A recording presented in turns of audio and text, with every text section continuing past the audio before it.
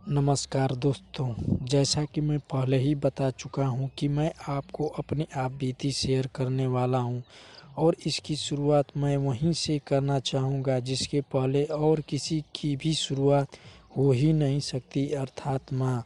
माँ, वही माँ जिससे बड़ा रिश्ता आज तक कोई हुआ ही नहीं, जिसको समझने के लिए किसी तीसरे की ज़रूरत ही नहीं पड़ी, चाहे वो इंसान हो या जानवर, भले ही बाद में उसे भुला दिया गया हो।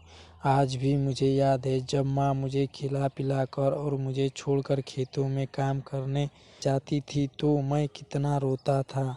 दूसरी औरत को दूर से देखकर मैं समझता था कि मेरी ही माँ है, पर जब वो पास आती तब मुझे घोर निराशा होती थी, क्योंकि वो तो मेरी माँ थी ही नहीं। और जब माँ सच में सामने आती थी तो ऐसा महसूस होता था जैसे मुझे मेरी दुनिया ही मिल गई। वो खुशी आज भी याद है, वो घर, वो सड़क, वो गली आज भी याद है जहाँ माँ को खोजा करता था। उस समय तक मुझे पिताजी के बारे में जानकारी ही नहीं थी कि वो क्या हैं। वही पिता जो अपनी संतान को हर खुशी देना चाहता है, उसी खुशी के लिए सालों तक घर से दूर रहता है, परंतु बाद में पता चल ही गया कि इस दुनिया में माँ का स्थान कोई ले सकता है तो वो पिता ही हैं।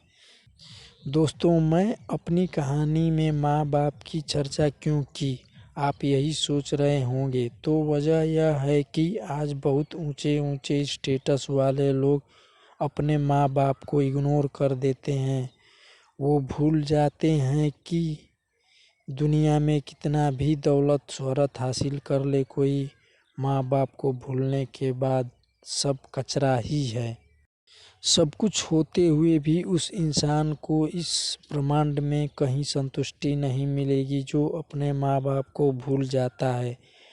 अब मैं अपनी कहानी पर आता हूँ कि मेरे साथ क्या हुआ।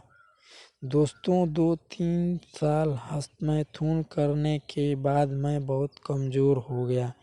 मेरे मन में हीन भावना आ चुकी थी। मैं अब आत्महत्या के बारे में सोच रहा था और एक बार मैं ऐसा करने ही वाला था कि माँ बाप का ख्याल आ गया और मैं सोचने लगा कि अगर मैं आज मर गया तो माँ बाप का क्या होगा। मैंने अपना निर्णय बदला और खुद से वादा किया कि चाहे जो हो मेरे साथ, मैं कम से कम अपने माँ बाप के लिए तो अवश्य ही जिंदा रहूँगा।